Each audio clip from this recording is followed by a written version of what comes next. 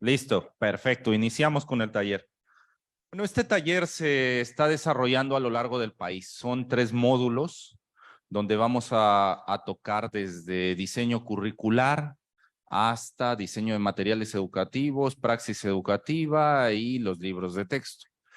Dentro del módulo 1, esta es la tercera sesión. Ya tuvimos la sesión de Culiacán, la de Durango y esta es la tercera. ¿Qué vimos en la primera sesión? Y hago la invitación en la parte de arriba, lotan el Classroom, donde está déjenme, voy a bajarle el volumen acá. ¿Se llevaron el control? Tenemos un poco de... ¿Sí? A ver. ¿Ya está? A ver si le pueden bajar el volumen, porque tenemos ahí como un regreso.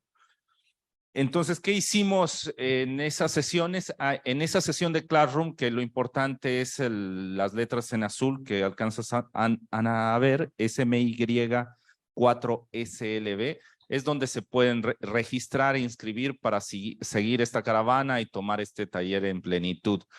En la sesión número 1 hablamos sobre el plan de estudios, el programa sintético, el programa analítico, eso pasó en Durango. La sesión de Culiacán nos enfocamos en la cuestión de monoculturas del saber, el pensamiento único y las lógicas monoculturales que hay. Y en este caso vamos a desarrollar la cuestión de la lingüística, la translingüística, el dialogismo, el cómo utilizar el discurso para permitir el tránsito en esta nueva escuela mexicana. Vamos a reflexionar esas cosas.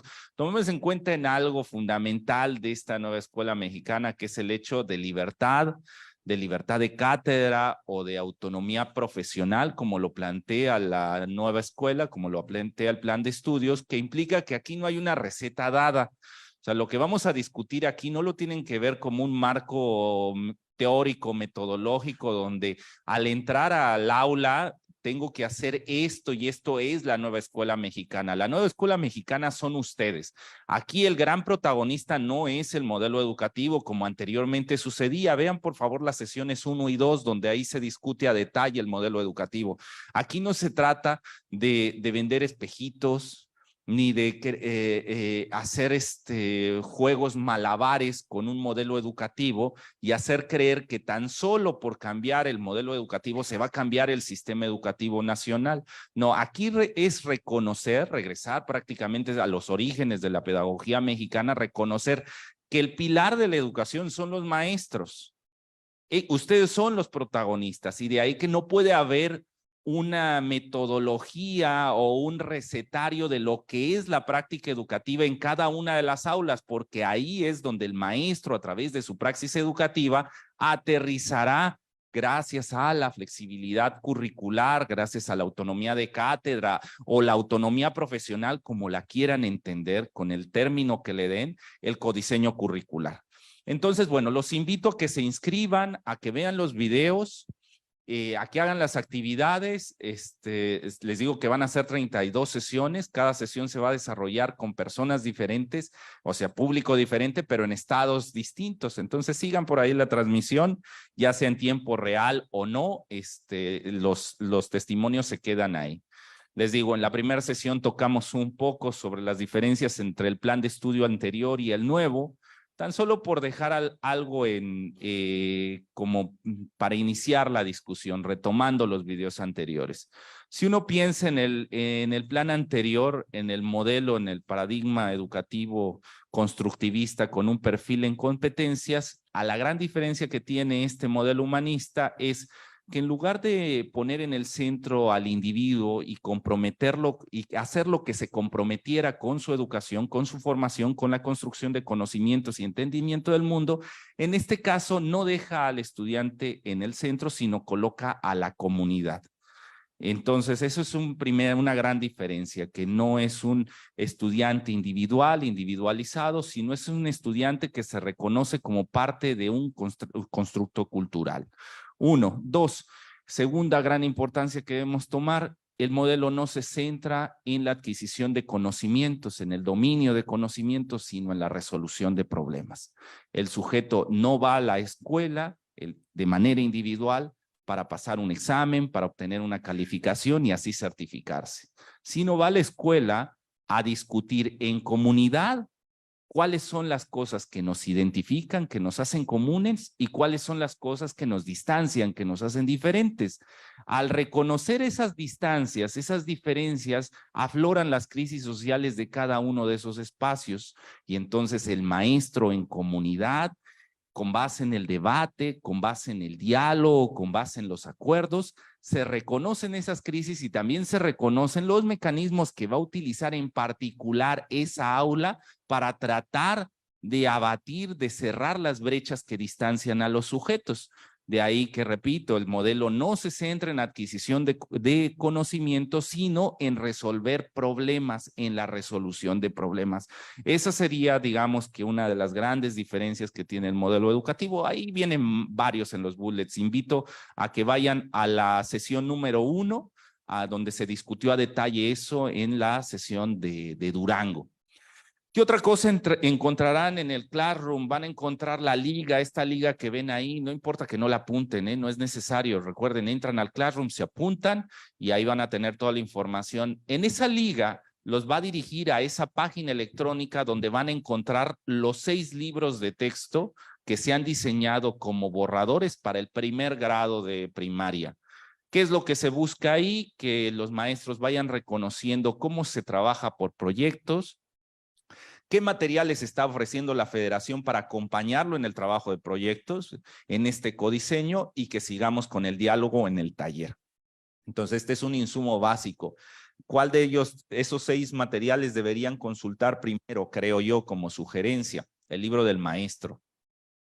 Es un libro del maestro donde se aborda esta cuestión del plan de estudios, sobre el codiseño, sobre la autonomía profesional, sobre cómo se trabajaron los proyectos dentro de los libros de texto. Estos libros, los 6, han sido realizados por miles de maestros alrededor del país que han participado en su diseño, aportando sus experiencias, sus saberes docentes para armar estos materiales. En el caso de primero de primaria, solo fueron 1,800 maestros en toda la República que aportaron elementos para la construcción de esto. Entonces, vale mucho la pena que se acerquen a ellos, a hojearlos. Son borradores, les recuerdo, no son la edición final que se publicará. En algunos casos verán que aún no están los entintados, que digamos que en el trabajo editorial es donde aún estamos haciendo esfuerzos para las imágenes que aparecerán, todavía no son las definitivas. Ya en cuestión a contenidos y estructura está el trabajo casi terminado, pero todavía falta un poco de trabajo editorial para que tenga una calidad visual fuerte, importante. Ahora, ¿qué otra cosa quiero recordar de las sesiones anteriores? Esto se trabajó en particular en la sesión de Culiacán, que son las 3 etapas para hacer los programas analíticos. También invito, voy a leer las etapas, no las voy a explicar, vayan al video. Me voy a centrar ahora en un elemento importante que es la cuestión del discurso. Ahora lo entenderán por qué, pero solo para que tengamos una idea general de cómo se convierte el programa sintético, que es donde vienen los contenidos fijados por la Secretaría de Educación Pública, cómo convierto esos contenidos del programa sintético en mi programa, en el programa de estudios que va a responder a las necesidades de mi comunidad, de mi grupo. ¿Cómo se hace? A través de 3 etapas. Vuelvo al punto, esto, como verán, es con base en el debate. No es con base en un recetario que digan etapa 1, etapa 2, etapa 3 las cumplí. Ahora lo entenderán. Vean, en la etapa 1 se tiene que hacer análisis del contexto socioeducativo de la escuela, ejercicio de lectura de la realidad educativa. Ya solamente esta etapa implica un cambio radical de un espacio a otro. No podría hacerse de manera homogénea. ¿Cómo inicia esta primera etapa? Les digo, vayan al video, ya reflexionamos un poco sobre ello. No podemos identificar los problemas de mi comunidad, de mi espacio escolar, si primero no reflexiono quién soy.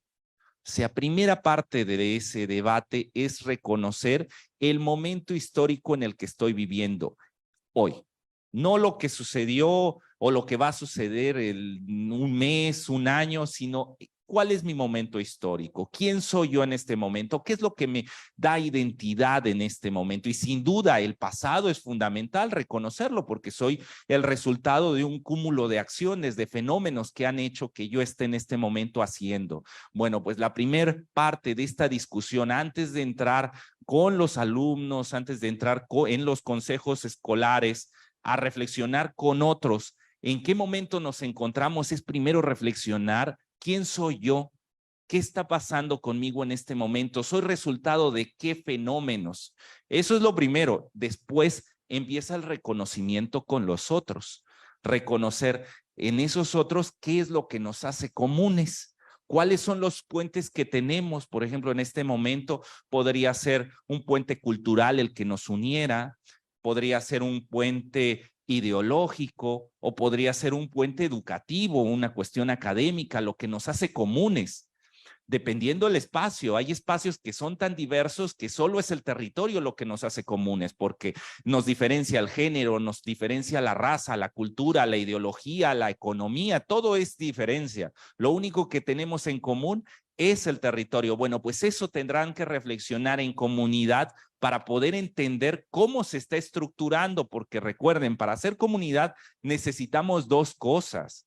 Primero, un espacio que nos una, un territorio comunitario. Si no tenemos un espacio como este, donde se unan, se vinculen un montón de individualidades, no podemos empezar a hacer comunidad. Primero, entonces, un espacio que nos vincule, pero segundo momento importante, la voluntad para quebrar las barreras que hay entre nosotros, las barreras de individualidades. Podemos ir en el transporte público, docenas de personas, pero si los sujetos no rompen esa barrera de ese espacio individual y quieren actuar en comunidad, seguimos en espacios con suma de individualidades. Entonces, segundo punto importante es reconocer cuáles son las barreras que me distancian con los otros y tener la voluntad para romperlo. Y eso se hace solo en el debate, en el diálogo.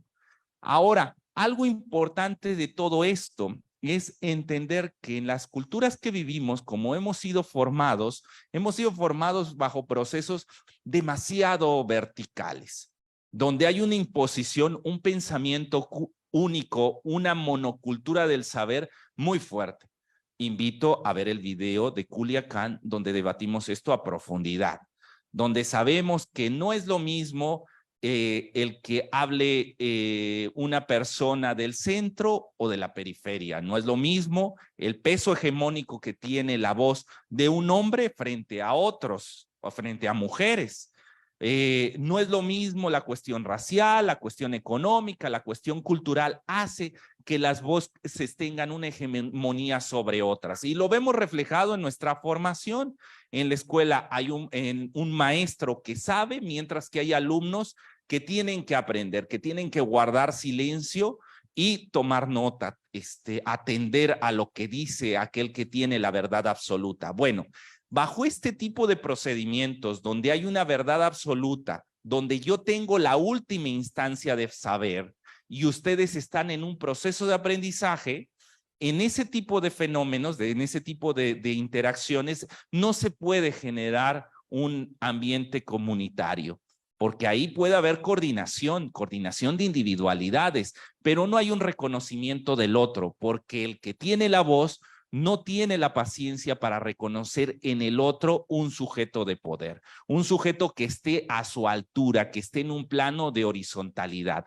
Es decir, en esta formación tan vertical que hemos tenido, nos cuesta mucho trabajo hacer comunidad porque no nos reconocemos desde la igualdad, desde la solidaridad, sino nos reconocemos desde las hegemonías, hegemonía que puedo tener con ustedes al decir, no, pues yo soy doctor y soy en este momento representante de la Secretaría de Educación Pública y ustedes tienen que poner atención a lo que yo les diga porque yo tengo la verdad absoluta. Yo sé lo que es la nueva escuela mexicana No, eso no es la nueva escuela mexicana, no es una imposición de una voz del centro hacia las periferias, sino es justamente detonar espacios comunitarios donde haya el reconocimiento de las identidades de los sujetos, pero también de las diferencias, para romper las barreras que separan a las personas y empezar a hacer un trabajo solidario. ¿Con qué fin? Con un fin en particular, que es buscar el bienestar común. No el bienestar, no mi bienestar, sino el bienestar de mi comunidad.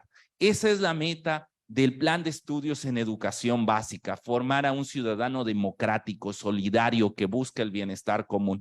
Entonces, aquí estaban planteados las tres etapas. Les digo, en esa primera etapa hay un análisis del contexto socioeducativo.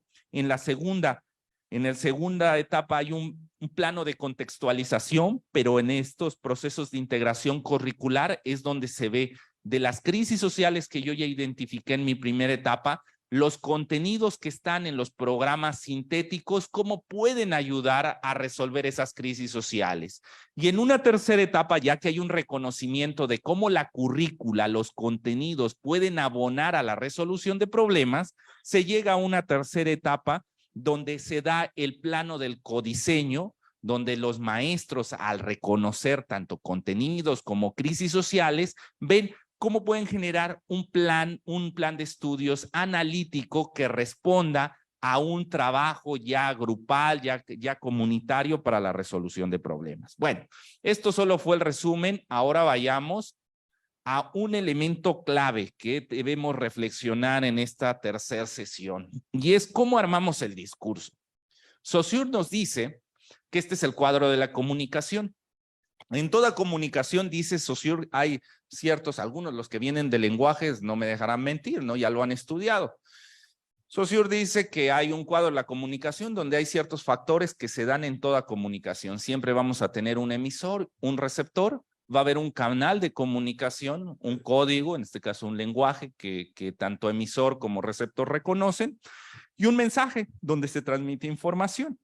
El problema de este cuadro de la comunicación es que se centra en un hecho de verticalidad, es decir, hay un emisor que intenta decir algo, tiene un referente superior, y en este referente superior vayámonos a unas cuestiones de trivialidad. Puede ser que el referente de superioridad sea que yo le digo a alguien, oiga, mueva su coche porque ahí va a pasar tal cosa. Entonces yo tengo una información extra que ella no la tiene, y entonces en este mensaje le intento decir algo para que ella diga, sí, muevo el automóvil, lo muevo el coche. Puede ser que el referente sea tan abstracto como ustedes quieran, ¿no? Igual y el profesor, en este caso, si lo vemos en la escuela, el profesor quiere dar la clase de oración simple o de cómo funciona el verbo. Entonces tiene un referente mayor que el alumno que está allá y que está solamente como receptor de la información, porque él no sabe qué es el verbo. Y entonces, de manera pasiva, de una manera bancaria, el sujeto está ahí asimilando como si fuera un repositorio, como si fuera un banco, la información que el emisor le está dando. Ya aquí ya notan una cuestión de superioridad. Ya ven que esos espacios no son horizontales, es decir, el emisor está por encima, en un plano de verticalidad, por encima del receptor. El emisor conoce más de lo que intenta decir, y entonces el receptor de manera pasiva está ahí atendiendo. Bueno, pues hay que notar que si bien el cuadro de la comunicación de Saussure es real, así funciona la comunicación, necesitamos ver que hay diferentes tipos de comunicación, no solamente el caso saussuriano, ¿no? No solamente lo que propone Saussure. Hay cosas raras que pasan en la vida real entre más nos acercamos a la cuestión emotiva. Voy a poner un ejemplo trivial de estos que me gusta para arrancar los análisis con ustedes. Sí, cuando estamos en clase, estamos aprendiendo y estamos en una situación bancaria. Pero, ¿qué pasa cuando encontramos a una persona que queremos, que nos mueve? ¿Hasta dónde estoy yo hablaré desde mi heterosexualidad y desde la cuestión machista? Además, en el norte a veces encaja, ¿no? No, pero imaginemos en esta situación patriarcal, machista, un hombre que siente atracción con una mujer. ¿Hasta dónde? Estoy pensando en una primera etapa, en una primera etapa donde las barreras emotivas rompen estas hegemonías. ¿Hasta dónde el chico se acerca a ella con la intención de enseñarle algo? ¿Cuántas veces hemos pasado por ahí que han estado con una persona 5 horas y si te preguntan, bueno, ¿y de qué hablaban? Uno dice, pues no sé, no me acuerdo, no era lo importante. Es decir, no estaban intercambiando referentes, estaban fincando una relación emocional sin duda, pero con base en el reconocimiento del otro. Es decir, tú estabas con esa chica o con ese chico y lo escuchabas o le hablabas no para enseñarle algo, no para decirle, mira, así funciona el verbo o así funciona la vida o esto espero de la sociedad. No, no, no, estabas ahí, hablaban y hablaban y hablaban, pero no estaban transmitiendo referentes, porque lo importante es que no estuviera en una situación pasiva. No, porque tú tienes interés en ella. Entonces bajabas de tu hegemonía y cuando hablabas con ella, lo hablabas desde la horizontalidad, reconociéndola como una persona plena, con una identidad. Y así seguiste todo el hecho del noviazgo y fueron generándose los vínculos de solidaridad, de fraternidad, de compañerismo. ¿Qué pasa después? Y voy a seguir con esta cuestión de estos malos ejemplos que me sirven para que el público entre en controversia, ¿no? Y pues entrar en la charla, ¿no? ¿Qué pasa cuando el sujeto, con el paso de los meses, años, se casa con la persona y entonces ahora sí entran los juegos hegemónicos y se sienta con su pareja ya no para reconocerla como un igual, sino ya para imponer una verdad sobre ella? Y le dice, es que tenemos que gastar la quincena de esta manera. Es que voy a invertir porque me voy a comprar un mueble porque lo necesito para moverme de aquí a allá, allá, allá. Y aparentemente estamos en un debate, ¿no? Aparentemente me está comunicando para que estemos en una interacción. Pero ¿qué pasa en ese ejemplo cuando dice la pareja, oye, pero debemos la renta? Oye, pero los niños necesitan útiles. Oye, es que necesitamos tal. No, no, no, no, no, no. Eso no es importante. Lo importante es esto otro. Bueno, ¿qué notamos? Hemos cambiado de una comunicación horizontal donde no había hegemonías a la imposición de una verdad absoluta, la verdad que el sujeto emisor cree tener. Bueno, pues ahora llevémoslo eso hacia la educación, que al final ahí también se dan procesos educativos, no escolarizados, pero llevemos la cuestión de la escolarización. Nosotros debemos, en la nueva escuela mexicana, lo que está buscando es generar comunidad, pero no comunidad para imponer una verdad absoluta, sino para que los sujetos reconozcan las diferencias y de manera solidaria, como pasó cuando aquellos dos sujetos, aquel hombre y mujer, o hombre y hombre, o mujer y mujer, que tenían intenciones de reconocerse como sujetos con sus identidades, trabajaron de manera horizontal. Bueno, eso es lo que busca la nueva escuela mexicana, pero para eso necesitamos una manera de utilizar el lenguaje diferente. Y hay que entender que el cuadro de la comunicación, así como nos los está dando Saussure, nos parece insuficiente. El pensar que un emisor manda un mensaje a un receptor de manera pasiva y él debe atender aquello y obedecerlo de manera bancaria, quedándose con la información, no me ayuda. No me ayuda, me ayuda en un plano de verticalidad que sin duda las personas utilizarán en su vida. Todos lo hacemos, pero en este caso la nueva escuela mexicana no está tratando de propiciar la enseñanza de una comunicación vertical, sino de comunicaciones horizontales. Y para eso debemos entender que este cuadro de la comunicación no nos funciona. ¿Hay cuadros de la comunicación que den cuenta de estas relaciones horizontales? Sí, sí los hay. Eso no lo estudia la lingüística, lo estudia un área de la sociología, de la antropología social, de la antropología lingüística que se llama translingüística. Voy a hablar un poco de la translingüística. Y aquí leo a uno de los teóricos fundamentales de la translingüística, Mikhail Bakhtin. Mikhail Bakhtin, en un texto de los años 80, bueno, en realidad es la traducción al español, él realiza sus trabajos, también es una figura que si alguien tiene por ahí ganas de seguir aprendiendo de él, la sensibilidad que tuvo para escuchar a los otros nace de sus encierros. Él es fruto de una política muy dura que se dio en la Unión Soviética, donde no había un reconocimiento de los demás, sino la imposición de una voz, de una verdad absoluta sobre el pueblo.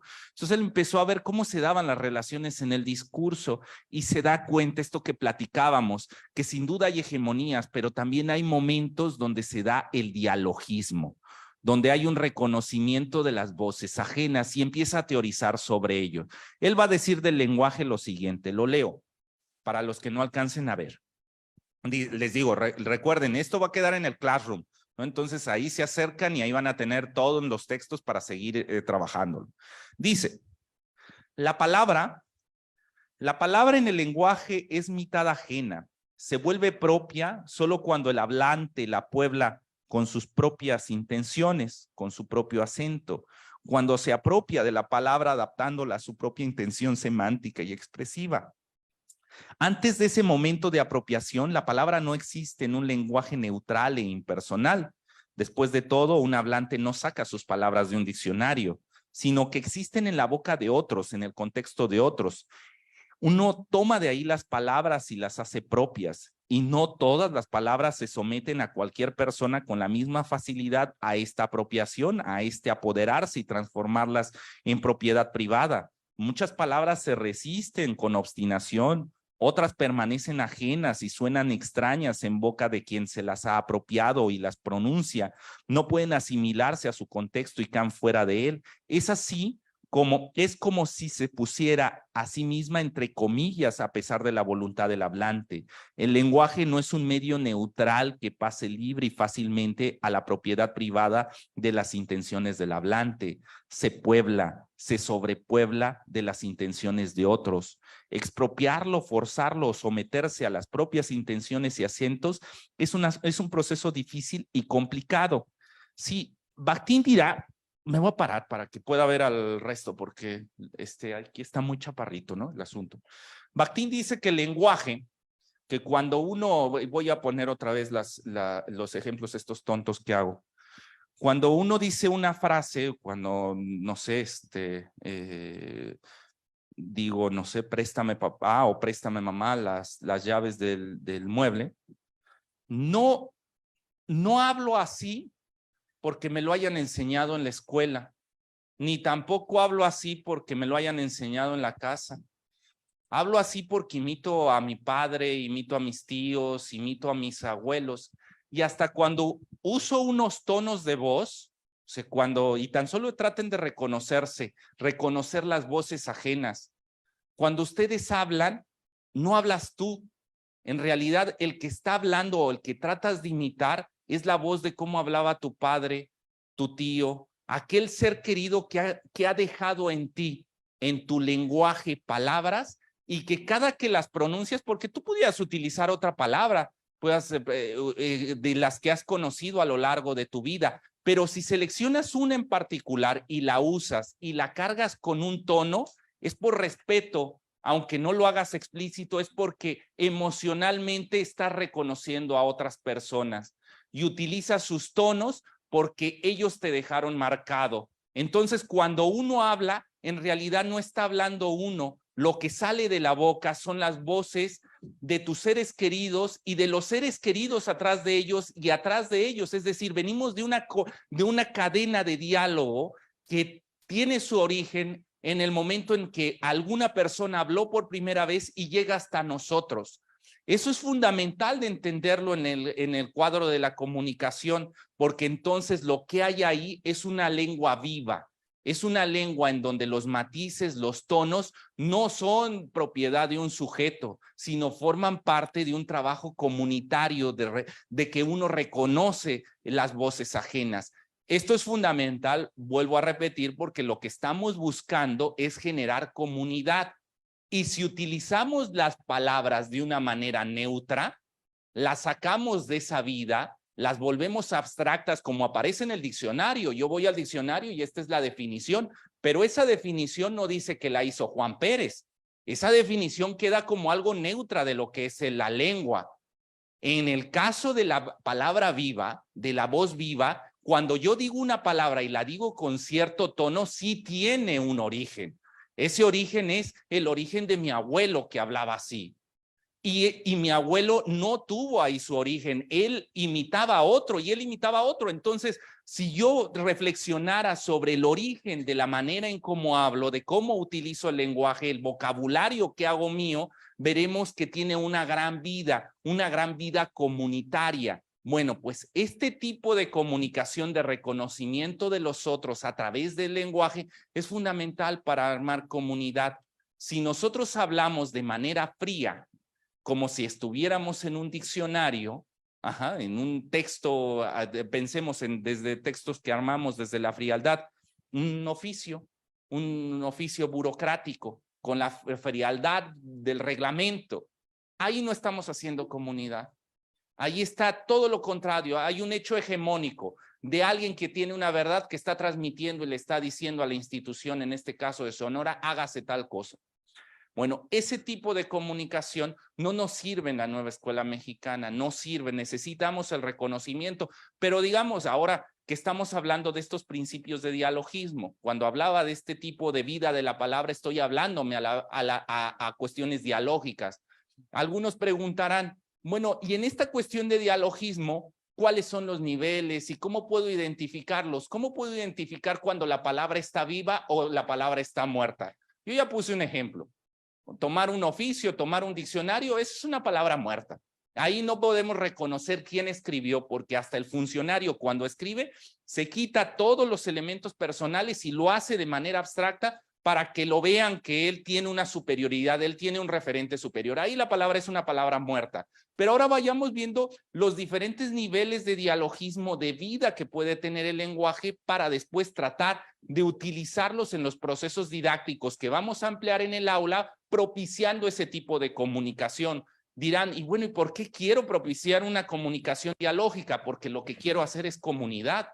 No quiero generar unas reflexiones verticales, sino espacios de horizontalidad. Así que tengo que hablar, tengo que utilizar el discurso de tal manera que propicie ese tipo de espacios. Vamos a lo que sigue. Dice Bakhtin. Bakhtin cuando analiza la vida de las palabras, el dialogismo, él va a decir que hay tres tipos de discurso. El primero de ellos es el discurso directo. El discurso directo es cuando una persona asume que tiene la última instancia de verdad. Cuando lo que yo digo es una verdad absoluta. Ese es el discurso directo. No hay una relación con los otros, o sea, solamente es una cuestión bancaria. Es un discurso directo. Ese es.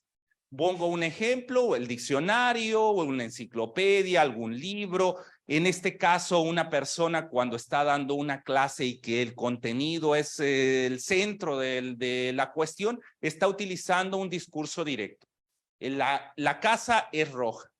Hay un discurso directo, no hay tonos, no hay matices, no hay vida, porque es el centro llegar a que el receptor asuma que el contenido que se está transmitiendo es una verdad. Tengo la última instancia de conocimiento, de verdad.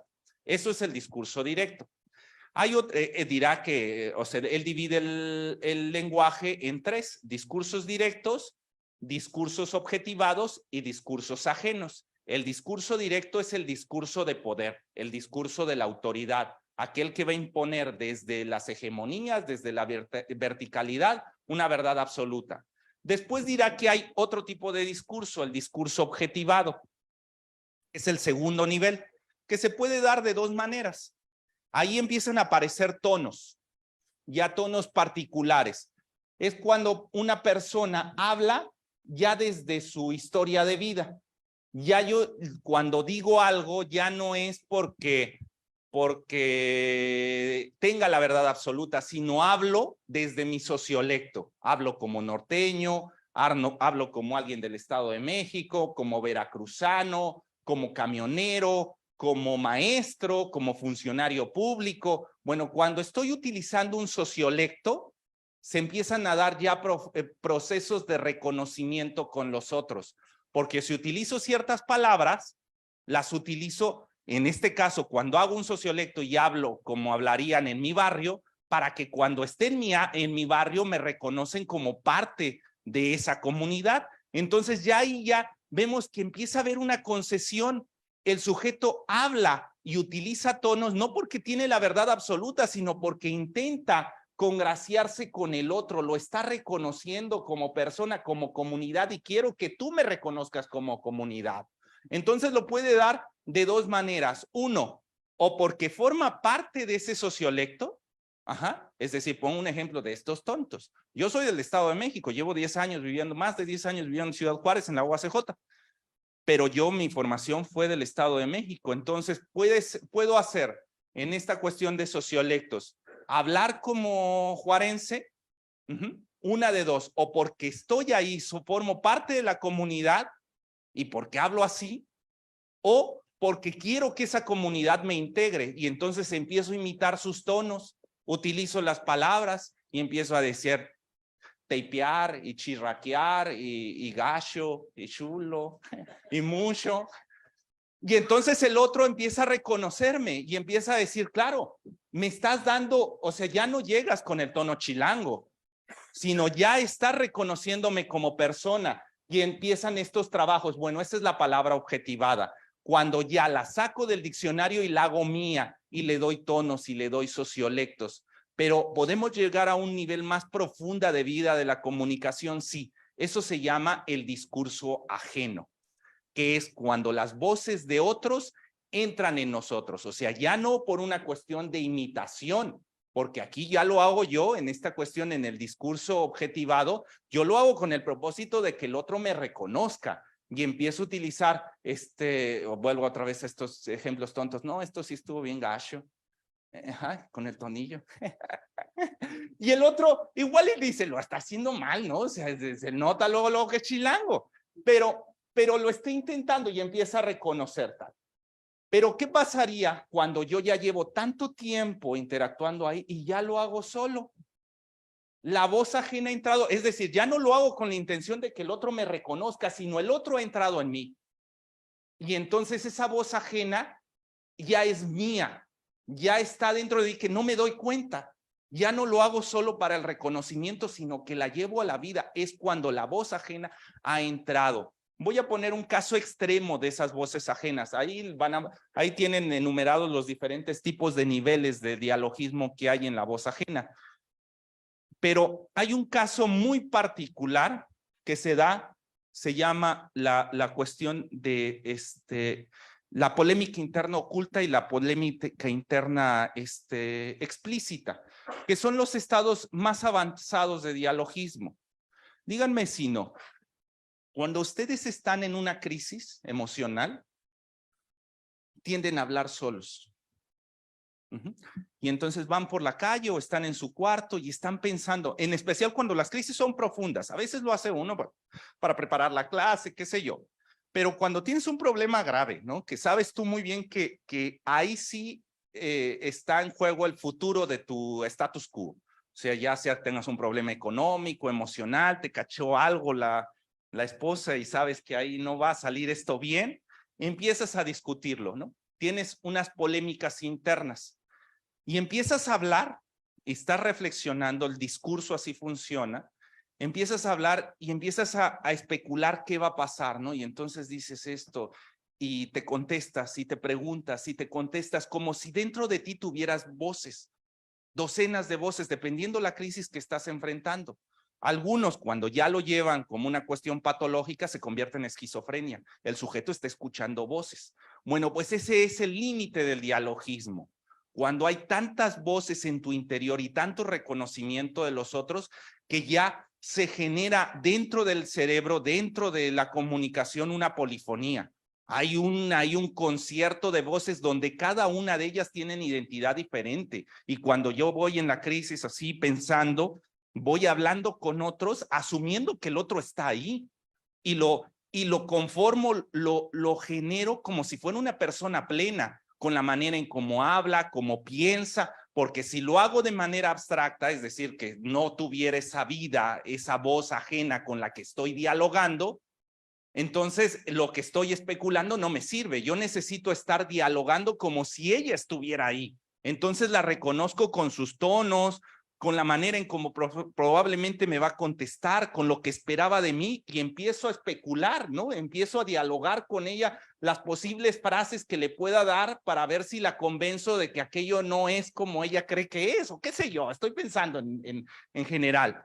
Bueno, pues ese tipo de comunicación, cuando se convierte profundamente dialógica, lo que genera es comunidad, reconocimiento con los otros, porque lo que hay es ahí un esfuerzo sobrehumano del sujeto de bajarse de su situación de superioridad y de reconocer al otro desde la horizontalidad para desde ahí empezar a generar comunicación.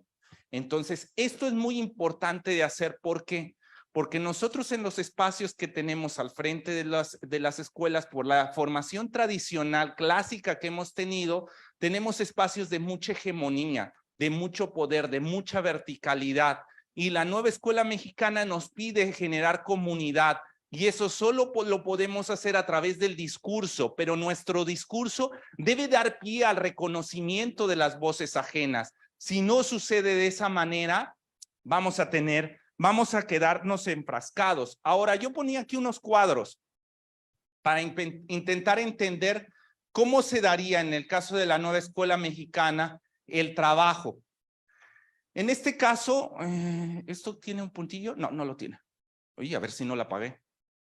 En la parte de arriba lo que ven es el discurso directo. ¿Cuál es el discurso directo? Si pensamos en el cuadro de la comunicación que se va a dar entre la Secretaría de Educación Pública, ustedes como maestros y los estudiantes y su comunidad. Pues primero tenemos un discurso directo, sin duda, que es un discurso que cree tener la última instancia de verdad, que es la Secretaría de Educación Pública a través de su programa, que dice esta es la verdad absoluta. Entonces ahí tenemos un discurso directo, que es el plan y los programas, pero después tenemos discursos objetivados, que ya es la voz del maestro. La voz del maestro no nacional, sino la voz del maestro en este caso de Hermosillo, y no de todo Hermosillo, de esta escuela. Y no de toda la escuela, sino de este salón. O sea, está tan objetivada esa voz que es como este maestro en particular entiende el mundo. Es su voz, y van a entrar en choque estas dos voces. Van a tener que hacer comunidad. Una que es directa, que cree tener la verdad, frente a la del maestro. ¿Cómo se van a vincular estas dos voces? A través de la libertad de cátedra o de la autonomía profesional.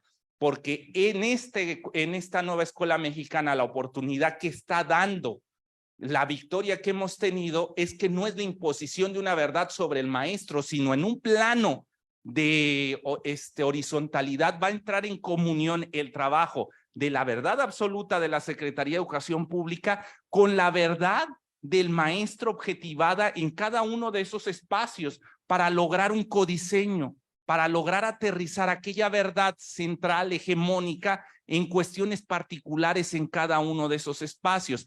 Pero no acaba ahí. No acaba ahí la comunicación, porque faltan las voces ajenas. O sea, está la voz objetivada del maestro, no le queda de otra. Eso no la podemos quitar. O sea, yo hay una manera en particular por mi historia de vida de cómo objetivo mi lenguaje y utilizo y uso ciertos modismos. Bien, pero ¿y qué pasa con los que están fuera de mí? Con mi comunidad, con los alumnos, con los demás maestros. Esas son voces ajenas a la mía, y son voces ajenas al discurso directo, porque ellos no tienen la verdad absoluta. Ellos generalmente estaban silenciados, porque, y lo hablábamos hace unos minutos, al final, los que tienen la última instancia de poder en el cuadro de la comunicación del aula, pues es el maestro. Hay una lucha entre el maestro y la institución tratando de tener el poder y decirle, maestros, van a hacer lo que yo les digo. La SEP dice que hagan esto. Entonces se da esa lucha de poder entre ellos y el maestro que dice, yo en mi salón hago lo que puedo, lo que quiero, ¿no? Bueno, y los otros, los silenciados, o sea, los que han quedado fuera de esa lucha entre dos, luchas que en algún momento, cuando tenemos una Secretaría de Educación Pública poderosa, hegemónica, autoritaria, que dice, ¿saben qué? Los voy a evaluar. Y se van a evaluar, y si no quieren ir, te mando un helicóptero, te subo y te llevo a que hagas tu examen. Y si no quieres hacerlo, te quito la clave. Y si no quieres hacerlo, te desaparezco.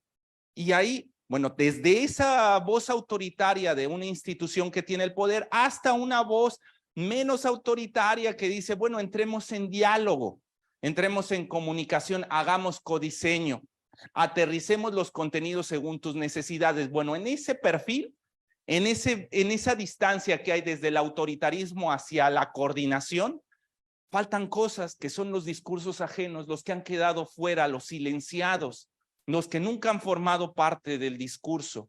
Estoy pensando, por poner así, por entrar en provocaciones con ustedes, ya ustedes me dirán quiénes son los silenciados en su comunidad, comunidades indígenas, mujeres, comunidades marginadas, los niños, o sea, sujetos que se han silenciado históricamente, que en esta lucha que tienen por tener la hegemonía, no se ha generado comunidad, sino se ha generado una imposición que tiene el poder frente a la otra que no la tiene.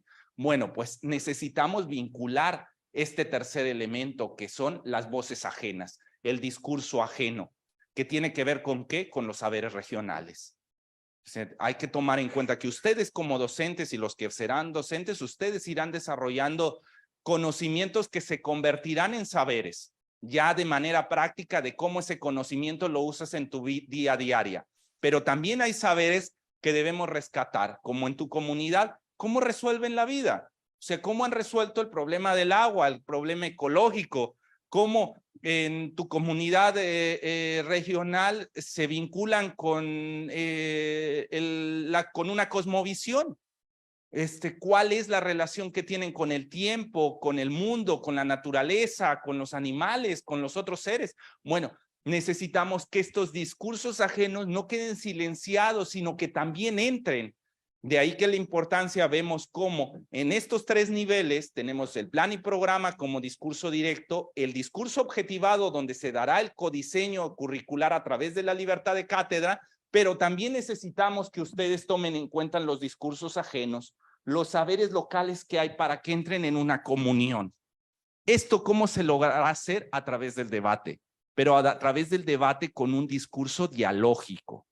Si es un debate con un discurso monológico de imponer una verdad sobre los otros, vamos por mal momento. O sea, lo único que vamos a ver es quién gana, quién puede imponer una verdad sobre los demás. Lo que necesitamos es generar una cuestión dialógica. Bueno, pues en líneas generales, esto es esta sesión de la importancia de entender el discurso, no desde la cuestión monológica, sino desde el diálogo, pero ahora viene la parte emocionante de la sesión, que es cuando la abrimos al diálogo y discutimos. Así que veremos una sesión de 10 preguntas, 8, 10 preguntas. ¿Quién quiere iniciar?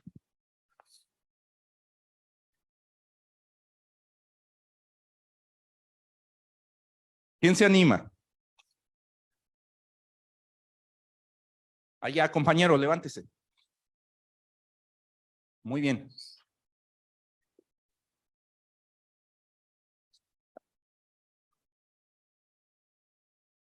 Hola, buenas tardes. Mi nombre es Jesús. Soy alumno de la Normal Superior de aquí de Hermosillo. Yo quería enfatizar un poco más sobre los nuevos libros que estarían manejando con el nuevo modelo. Comentaba anteriormente que solo está prácticamente disponible el de primer año de primaria. Digamos, ¿cuáles son las fechas que se estarían desplegando los demás? Especialmente para maestros, para empezar a observar de secundaria o incluso otros años de primaria. Sí, bueno, esto ya es burocrático el asunto. La pregunta, ¿cómo vaya avanzando el despliegue de la nueva escuela mexicana? Ahora el acuerdo secretarial que conocemos es que en el próximo ciclo escolar se va a aplicar el primero de preescolar, de primaria y de secundaria. Entonces, para esas fechas necesitamos tener esos materiales educativos. Como se vaya dando el despliegue, tendremos el resto de materiales. Solo para decirlo, seguimos esta estructura para hacer los materiales, lo hacemos a través del diálogo, no desde la imposición.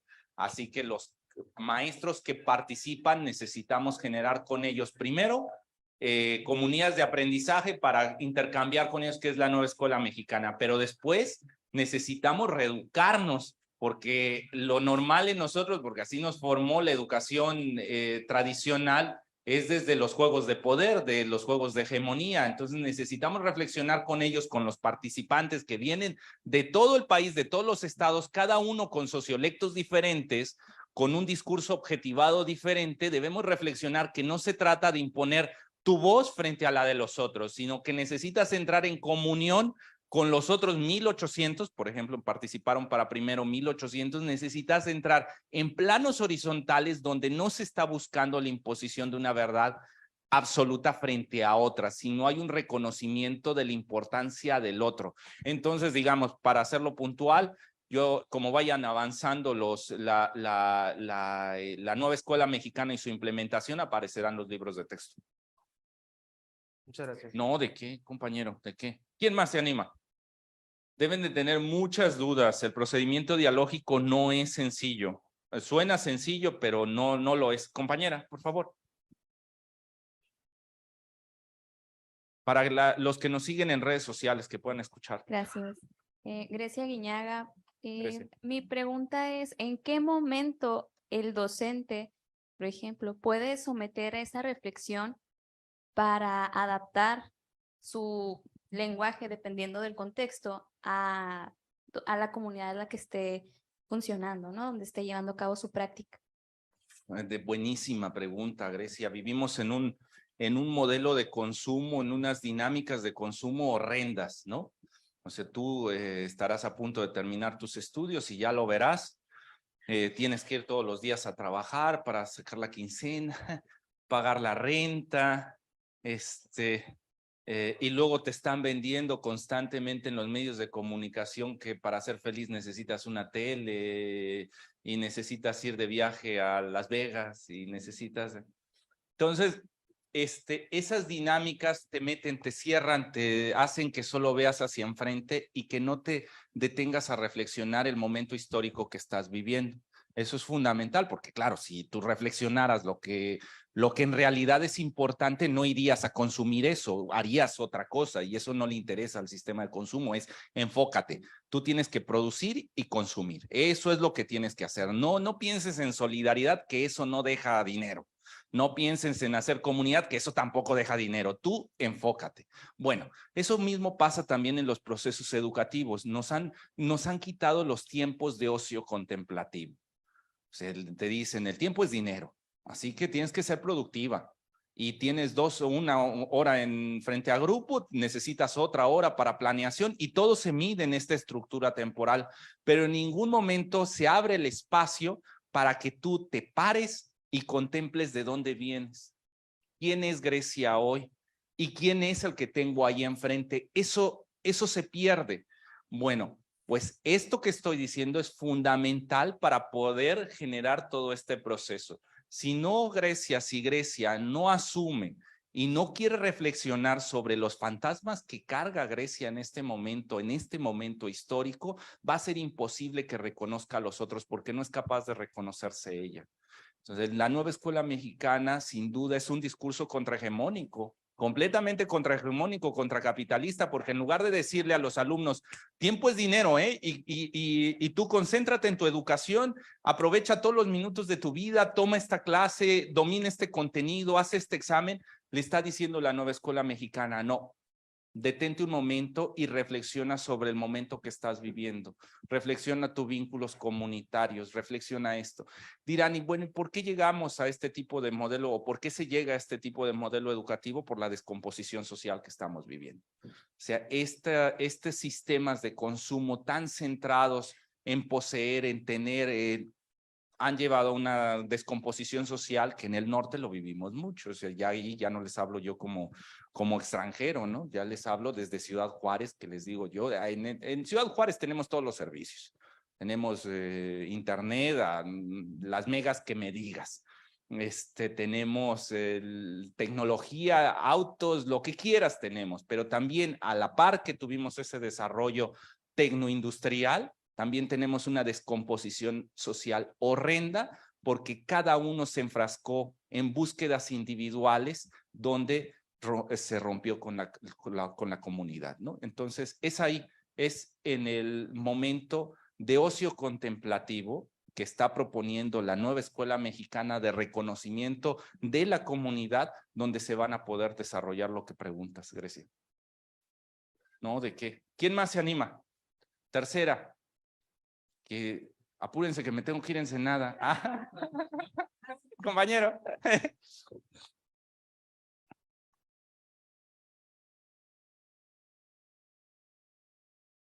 Ahí va, ahí va. Bueno. Maestro José Córdoba de la Normal Superior de Obregón. Retomando un poco la experiencia que hemos tenido desde el inicio del codiseño, hubo un momento de conversatorios donde hubo participación de todos los actores escolares de las normales, tanto participación de los alumnos. Mi pregunta va enfocada hacia esa misma participación ahora en los diálogos para el diseño de los libros de texto. ¿De qué manera se puede fomentar o difundir la participación también de nuestros alumnos de las escuelas para complementar también y aportar al diseño, ¿no? de estos libros de textos, ya que varios de ellos tienen muy buenas ideas, buenos proyectos y son algunos de los que se acercan y aplican utilizan estos materiales ya en sus prácticas. ¿De qué manera podemos apoyarlos para que ellos también participen en estos diálogos, en estas conversaciones para este diseño, ¿no? de los libros de texto? Sin duda, creo que es una pregunta que trae jiribilla, porque también habla, o me lo voy a llevar desde el ámbito político, de cómo el poder genera mecanismos para impedir el diálogo, ¿no? O sea, porque creo que si lo llevamos para allá, la pregunta es, ¿nos hace falta dialogar más con la comunidad? Es decir, sí, la nueva escuela mexicana tiene buenos principios, pero falta que los maestros y que los estudiantes se enteren de que estamos en un modelo que implica ser comunidad. O sea, pareciera que no tenemos los territorios comunitarios suficientes, que todavía está bajando la información a cuentagotas y de una manera muy vertical. Desde Dirección General, todo lo que hacemos lo hacemos con convocatorias, porque entendemos que solo desde el diálogo podemos construir, y desde el diálogo que involucra un diálogo dialógico en donde hay debate y donde hay acuerdos, donde no hay imposiciones. Pero sin duda, o sea, tomo la pregunta y la llevo más allá en que aún a las instituciones les hace falta refundarse y entender que no se trata de ejercer el poder de unos que lo tienen frente a otros que lo añoran, sino se trata de generar espacios para que puedan generar comunidades, y que para ello tiene que ceder un poco el poder y propiciar que los otros se empoderen, para que lleguen a un equilibrio, a cierta horizontalidad donde se puedan dar esas dinámicas. Entonces, desde materiales educativos en nuestras redes sociales difundimos las convocatorias para que participen en los libros de texto, pero ojalá que en las nuevas comunidades que estamos haciendo y que esto forma parte de ello, o sea, lo que buscamos aquí es que se emocionen con esto, quieran participar de esta construcción, esta nueva construcción educativa, y que vayan ustedes a sus comunidades a generar eso, comunidades, a generar diálogo, a hacer conversatorios, a hacer debates, ya sea con padres de familia, ya sea con otros maestros, y que ahí tengamos una red donde se comparta estos conocimientos, ¿no? Entonces vemos, sin duda, para un poco cerrar, sin duda vemos una institución que aún le cuesta trabajo comunicarse, que no quiere compartir la voz. Y para romper esas dinámicas necesita la comunidad zarandearla y decir, basta ya, ¿no? Ya es momento de que cedas esos espacios para que podamos relacionarnos entre todos, y ya no solamente de manera oscura, porque algunos dirán, es que siempre hemos hecho academias. Pues sí, hay academias, o sea, yo también vengo de espacios donde los maestros eran muy transgresores y generaban comunidad a pesar de que la institución no quería. Pero ¿por qué hacerlo a escondidas o a contracorriente? ¿Por qué no hay una institución que fomenta esto, que da a conocer, o sea, nos hace falta todavía, pero eso no lo va a hacer la institución sola? O sea, Foucault habla muy bien de cómo se dan las instituciones y cómo castigan y persiguen a las personas. Entonces, se necesita refundar las instituciones desde otro modelo, un modelo más solidario, más horizontal. Sí, entonces, compañero. Gracias. Eduardo Valderrama, de la Escuela Normal Plantel Obregón. Mi pregunta va justamente ahorita que toca la parte de la parte transgresora, y viendo pues este modelo del diálogo, del dialogismo, del docente. Yo como formador de formadores en la Escuela Normal, tengo la preocupación de cómo llegar a este punto, al discurso ajeno, los saberes regionales, para futuros formadores de educación básica, cuando el modelo tradicional es el que tienen todavía ellos, y cuando se resisten con mucha fuerza.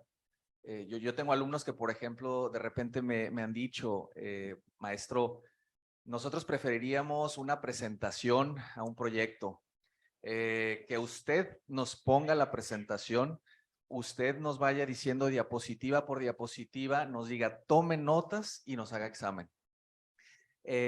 Porque nos perdemos. Si usted nos deja que nosotros desarrollemos una presentación con una investigación, o por ejemplo que hagamos un proyecto no con un fundamento de hacer material didáctico, pero sí que involucre el desarrollar material didáctico. Bueno, pues es que no estamos en el show de cositas, me dicen, y de repente estar cortando y pegando y poniendo diamantina y todo, no le vemos la relación con la materia. Entonces, ¿cómo podemos hacer? ¿Cuáles son las estrategias de nosotros, los formadores de formadores, para empezar a desvincularnos de la educación tradicional colonialista, donde se ve al docente como fuente de todo saber, el docente enciclopédico? Está también difícil la pregunta, porque es algo que no queremos y que no puede servir así como un manual que se aplique